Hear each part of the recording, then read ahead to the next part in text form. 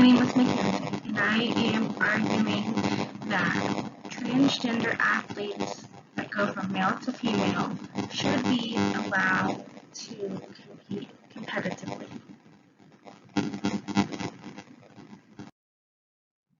Transition females should be allowed to compete, and my top 3 reasons are discrimination, ability, and biological reasoning.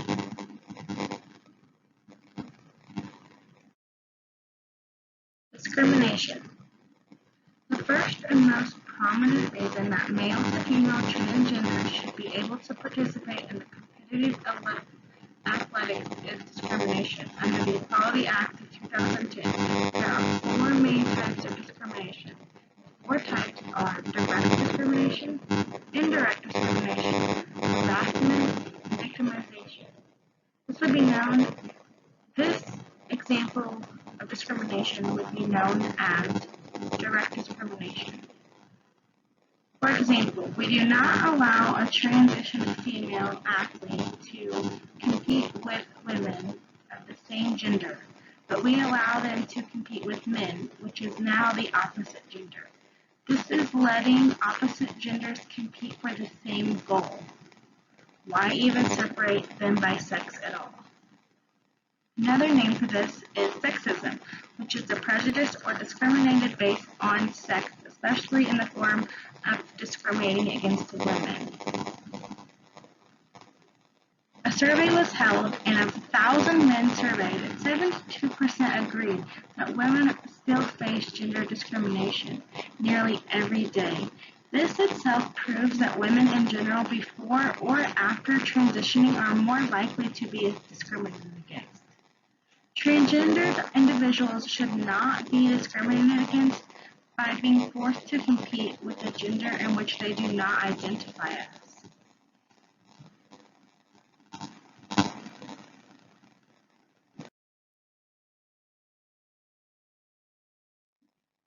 Ability.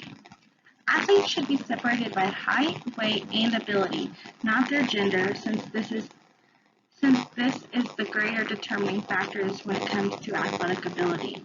Another example is at Brown University, male and female athletes are supposed to receive equal treatment, yet a notable disparity still exists. The men's soccer roster, the height and weight of every player is listed, while for the women's team, only height is recorded. This is not just the case for the soccer program. Many men's teams' rosters list just the weight of their players. Women's teams' rosters, on the other hand, do not list weight for their athletes. By breaking down the team into height and weight, ability, and looking at their stats, you wouldn't be able to identify a female born apart from a male that has been transitioned to a female. Think about it. How do we put boxers, MMA fighters, or runners against each other? We class them by height, weight, reach, stride, length, and mile times. None of these come from gender specifically. These athletes train and are focused to win. Divisions do not put 2 women in a boxing ring together to fight each other or line them up on a race to a 100-meter dash without thinking of other impacting features.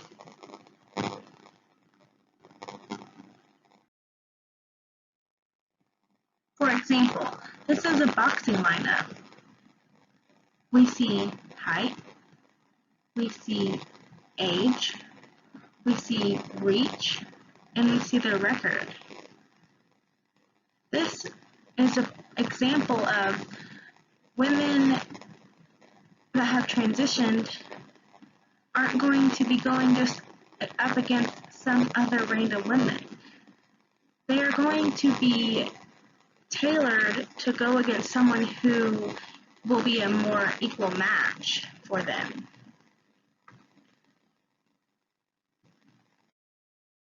Whether or not transgenders start hormone therapy before or after natural puberty, female to male transgender people who undergo medical transition see significant increases in bone density, muscle mass, hematocrit, or hemoglobin levels.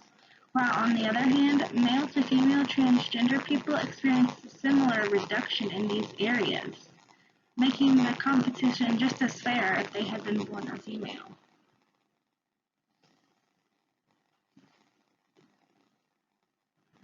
At what point does this make us ask a biological advantage or disadvantage should be treated as a gift, talent, or cheating?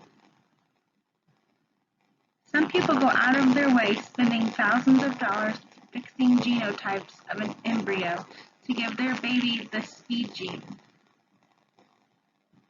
How is an athlete with the speed gene able to compete without being held at a higher standard?